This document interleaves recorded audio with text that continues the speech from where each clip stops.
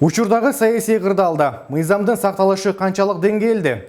Мына ушул теманын алкагында бүгүн Кел айталы долбоорунда талкуулайбыз. Ал эми студиябыздын коногу көз карандысыз юрист Чыңгыз Чотугулов болмокчу.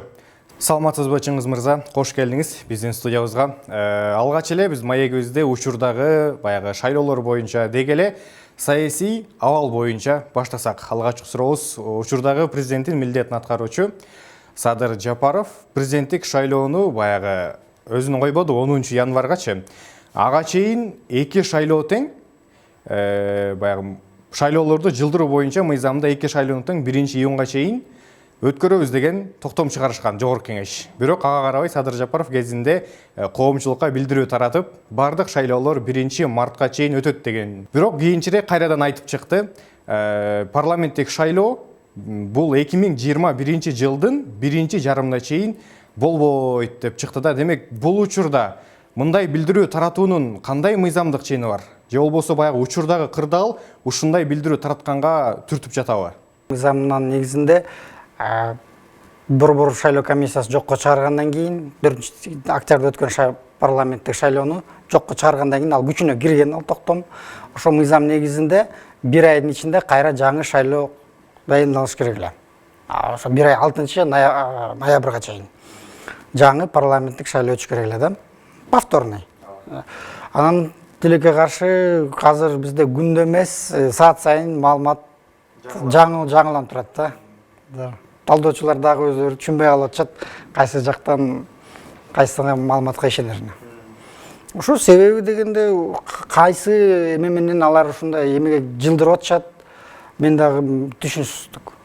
1-мартка чейин деген, анан 1-июнга чейин дешти, эми азыр болсо ошо жайга чейин барат экен да, анан күзгө барып калабы, ким билет. Демек, бул жакта мындай таптакыр эле мыйзам сакталган жок дегенге дагы болчудай. Ошондой деп айтсак, жаңылышпайбыз. Акыркы маалыматтарга таянсак, баягы алгач президенттик шайлоо, андан соң референдум, андан кийин барып парламенттик шайлоо боло турган өңүттө кетип бара жатабызбы? Акыркы маалыматтарга таянып өткөндөчү. Мындай учурда булардын логикалык байланышы кандай? Деги эле бул учурда дагы мыйзамдын кандай чени бар? Деги мыйзамда кандай каралган деги? Негизи мындай да, эми азыр бизде 4-октябрда шайлоо, Жогорку Кеңешке шайлоо өткөн депутаттарчы. Анан кийин баягы кийинки президенттин отставкага кетишине жаңы милдетин аткаруучу президент келгенде менен ушундай жагдай болуп кетти да. Референдум кылыш керек, жаңы президент шайлаш керек. Бирок негизи если биз жанагы мыйзам менен кеткенде 4-октябрда шайлоо өттү, анын жыйынтыгы жокко чыгарылды борбор комиссиясы менен 6-ноябрь 1 айдын ичинде жаңы парламентке жаңы шайлоо өтүш керек эле. Анан кийин президенттик шайлоо өтсө, мындай логикага келет эле да. Анан референдум боюнча деле мынакей юристтер деле какшап атышат күндө. Көрүп атасыздар, интернетте деле, телевидениеде деле. Бул референдум өткөрүш үчүн мыйзам жол берет. Ага деген 2 жолу бар. Бирөө элдик кыймыл менен кол чогултуп өткөрүп 300 000 кол чогултуш керек. Анан кийин депутаттар эмени референдум кое алат. Конституция боюнча, мыйзам боюнча бул азыркы эме менен референдумда качан өтөр мен түшүнгөн жокмун. Кандай порядокто өтөт. Бирок азыр айтылды 10 январда президенттик шайлоо болот деп. Ошо өтөт го эң биринчиси. Анан кийин уже референдум өтүп, жанан жаңы парламентке шайлоо. Демек, баягы референдумдун өтүшү менен дагы балким парламенттик шайлоого кандайдыр бир өзгөчөлүктөр кирип калышы мүмкүн. Ооба, бул ошо эң өзөгү бул ошо болуп атат да. Бул ошо өзөгү ошо болуп атат. Башында айтылды эле, Садыр Жапаров деле айткан, баягы одномандатный деп айтылган башында, эң башында өтөт депчи. Баягы партийный система болбой, шайлоочулар билбей атпайбы кимге шайлап атканын. Сен шайлайсың, партия биримдик, анын ичинде ким экенин баягы мындай саясий талдоочулар болбосо, же юристтер карабаса, а так көбү карабайт да. 200 тизмени ким окуп чыгат анын баарын. Чынын айтканда туурабы? Ошон үчүн одномандатный деген эмеге келебиз дегенде, эми Кыргызстанда ал акыркы жолу 2005-жылы өткөн. Мен 2005 жылдан эмне болгонун биз билебиз. Биринчи туңгуч президентибиз бийликтен кетип чыгып кетти эле. Ошондон анан 2007-жылдан баштап Кыргызстанда только пропорциональный избирательная система деп коет шайлоо. Баягы шайлоочулар партияны шайлап алат да. Партиянын ошо элдин канча эмесин алса, пайызына жараша жогорку кеңеште келет. Өткөндөгү чогулушта жогорку кеңештин жыйынында баягы биринчи ирет президенттик менен парламенттик шайлоону жылдыруу боюнча токтомго алышпады. Ошонун ичинде эле учурдагы баягы 4-октябрда өткөн шайлоонун жокко чыгарылышынын негизги себептери болгон бул баягы күрөө 5 миллион сомдук, андан сырткары 7%дык чен, андан сырткары форма 2 боюнча болгон. Мына ушул өңүттөрдү дагы өзгөртүү боюнча Алтынбек Сулайманов сунуш киргизген. Анын биринчи окууда кабыл алынган эле 1 миллион сомго түшүрүү, 3%га түшүрүү, ошондой эле форма 2-ни таптакыр жок кылуу боюнча. Бул боюнча сиздин пикириңиз кандай? Бул маселе туура каралганбы? Экинчи, үчүнчү окуудан өтүп эгерде мыйзам ушул долбоор кабыл алынып калса, анда мунун келечеги кандай болот деген өңүттө. Эми бул мыйзам биринчи окуудан өткөн жогорку кеңештен, сиз айткандай туура. Бирок мен ойлойм, бул мындай изменениялар мыйзамга бул элдин талабы эмес да. Эми азыр болсо пайызын 7%-тан 3%-га түшсө 4 партия эмес, 6 партия, 8 партия келет да. 7 партия. Анда ошондо жогорку кеңеште туруктуу болуш күмөн жаратат да. Партиялар бири-бири менен келишпей, коалицияны түзө албай, же түзсө бат-баттан бусуп, ошон үчүн бул деген менин оюмча, мисалы 3%, даже 1% дегенде болуп атат. Вот, 1%, андан 1% болгонду элестетиңиз, 16 партия катышты, ошонун башында 13-14 өтүп кетет экен да. Анда эми таза эле парламентте бир башалама болот да. Ошон үчүн бул менин пикирим боюнча 5% бул өзү негизи туура деп ойлойм да. 5%ке түшсөк, кичине партияларда бири-бири менен биригиш керек. Мисалы Реформа партиясы, Ордо партиясы, биз таза партиябыз, жаңы партиябыз дейт. Ушулар бириксе болот. А то мындай да саясий системанын баягы бириктирип, чоң-чоң партиялар пайда болсо жакшы болмок да. Бизде андан кийин, если биз жана 1%-га же 2%-га түшсө, анда Кыргызстанда партийный строительство деп коет, ал болсо ушинтип майдаланып, чоң партиялар акчанын күчү менен ута берет. Өткөн шайлоо көрсөттү го. 10 январда президенттик шайлоо болгон турат. Бул шайлоого учурдагы президент милдетин аткаруучу өкмөт башчы Садыр Жапаров дагы катыша тургандыгын билдирди. Мындай учурда мыйзам боюнча президент милдетин аткаруучулукту, ошондой эле өкмөт башчылыкты ким алат, ошол кызматтарга ким отурушу мүмкүн? Мыйзам боюнча кандай? Мыйзам боюнча мындай, если азыркы милдетин аткаруучу президент жана өкмөт башчы Садыр Жапаров отставкага кетсе, ал киши айтты кетем деп, декабрдын башында отставкага кетсе, анда мыйзам боюнча, өкмөт боюнча, конституциялык мыйзам боюнча премьер-министр, биринчи вице-премьер-министр болот. Бул Артем Новиков азыр ошол ордун убакыт ээлейт да. Андан кийин президенттин эмеси да бошоп калат да. Орду да бошоп калгандан кийин конституция боюнча бизде мындай да, конституцияда мындай императивный мандат деп коет да. Президенттин милдетин аткарган адам шайлоого бара албайт. Так жасалган да. Сен ИО президентсиңби, бара албайсың да. Бул атайын ошо 2013-жылдан кийин атайын киргизилген норма да. Бирөө бийликти колдонбосун депчи. Ошондо отставкага кетсе, анда баягы эле процедура, кайра эле азыркы төрөгө Канат Исаевка отставкага кетсин демилгеси чыгып атпайбы жогорку кеңеште. Жаңы төрөгө келсе, ошо жаңы төрөгө конституция боюнча президенттин аткарыш керек. Жаңы президент шайланып, присягага кирип, инаугурация өткөнчө.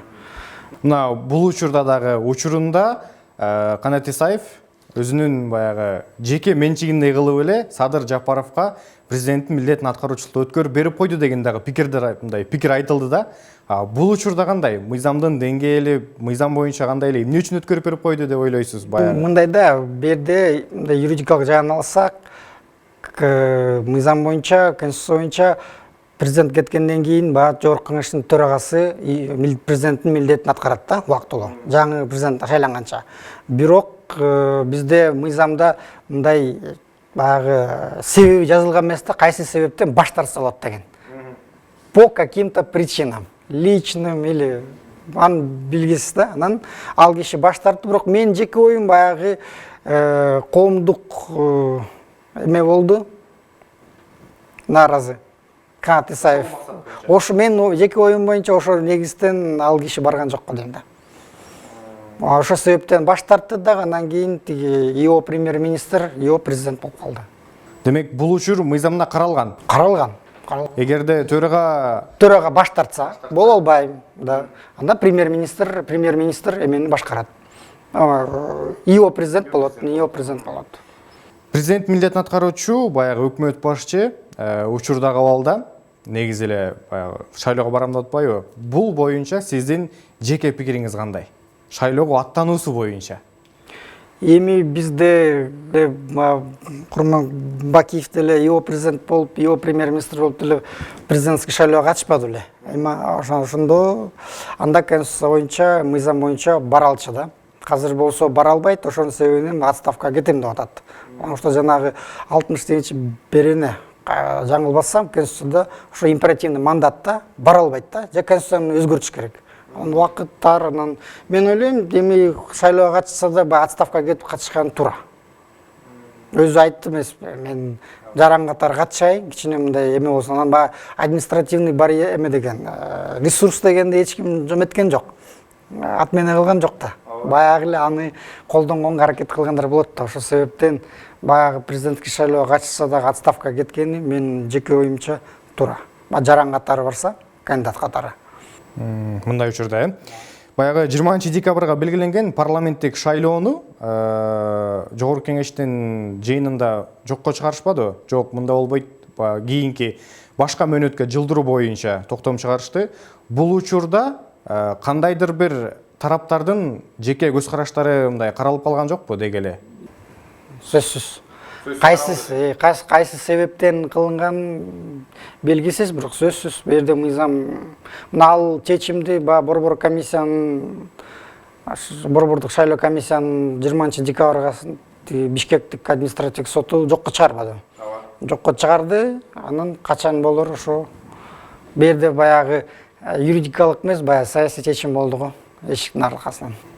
Демек жеке кызыкчылыктар бар. Жеке кызыкчылыктар бар. Мен оюмча булар мындай да, азыр бул парламенттин мөөнөтү 5 жылда.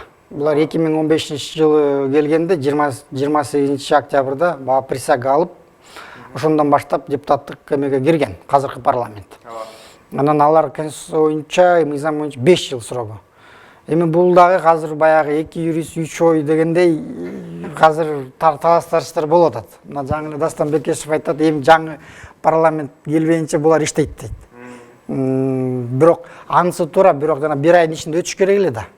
1 ай, 6 ноябрга чейин өтүп, же 20-декабрда жок дегенде өтүп, жаңы парламент келип, анан ошо жаңы парламент өзү конституциялык реформа жасаса, туура болмок да. Демек учурдагы абалга байланыштуу азыркы парламент булар жок дегенде июндан июлга чейин болуп калышы мүмкүн болуп атпайбы? Шайлоо, парламенттик шайлоо ошол убакка чейин созулуп кетиши ыктымал да. Демек булардын иштөөсү кандай болуп калат? Мыйзамдуу же мыйзамсызбы? Эми бул айтпайм, ошо конституция 5 жыл деп жазылган, бирок баягы конкретикасы жок да. Эми буну канчалык мыйзамдуу же мыйзамдуу эмеспи, буну конституционный палата эле чече алат да. Ошого кайрылып, алар анан өзүнүн заключениясын бериш керек. По факту айтканда азыр булар иштеп атат и иштешет. Ушул созывдагы жана 5-6 партиябы, ошолор, ошол 6 фракция бар. Ошонун 6 фракциянын конституционный референдумдуу изменениялардын баарын киргизип, анан кийин жаңы шайлоого баратат да. Эми баягы сөзүбүздү жыйынтыктап, толуктап айтып кетсеңиз, учурдагы бийлик канткенде легитимдешкен нукка түшөт жана бул үчүн кандай негизде кандай кадамдар жасалышы керек? Жеке сиздин пикириңиз боюнча. Эми мындай легитимизация деген баягы мыйзамдаштыруу деген да. Мыйзамдаштыруу. Эми президент кеткенден кийин жокко чымоо тополоң болгондон кийин жаңы ИО президент келди, жаңы ИО премьер-министр президент болду. Эми берде қазір могу шайлоо боюнча эле көмөн жарап атат да. Элдерден наразы, саясатчылардан наразы, эмнеге жылып атат, эмнеге булар өздөрүнө даярдап атат деген ойлор кетип атат. Туурабы? Ошонун себебинде негизи буну эмне себептен кылып аткан түшүнүксүз да. Эми президенттин жанында өзүнүн кишилери бар, кеңешчилери бар. Ошолордун таасири тийип атат го дейм. Мынакей 20 декабрда парламентке шайлоо болбойт экен. Мына партиянын мекен ынтымагы, реформа партиялары чогулуп айтып атышпайбы эме деп. Биз суранабыз да. Бирок суранган менен алар декларация кол коюшту дагы, ал ошо декларациядан калып атпайбы, кагаз түрүндөчү. Мындай бир чөт эме кылып, талап кылып, өзүнүн бир талапташтары болсо алар менен чыгып талап кылыш керек эле да. Анан азыр озеки анан кийин казасы өз өйдөн айткандай эле азыр 10 январда президенттик шайлоо болот. Андан кийин конституцияны референдум өткөрүшүп, измененияларын киргизип, анан жана кандай мандат не болобу, депутаттардын саны кыскарабы же ошондой кылып, анан кийин алар ошону конституцияны даярдап, анан ошо өздөрүнө ыктап алат, ошентип айтсак болобу, эми жеке оюбуз биздин. Анан кийин ошентип парламенттик шайлоо өткөрөт да. Чоң рахмат Чыңгыз мырза. Маек куруп бергениңиз үчүн сизге терең ыраазычылык билдиребиз. Алтындай болгон убактыңызды бөлүп бизге конок болуп бергениңиз үчүн сизге чоң рахмат. Урматтуу телекөрүүчүлөр, Кел айталы долбоору өз ишин жыйынтыктайт. Кийинки эфир аркылуу амандашканча сак саламатта туруңуздар.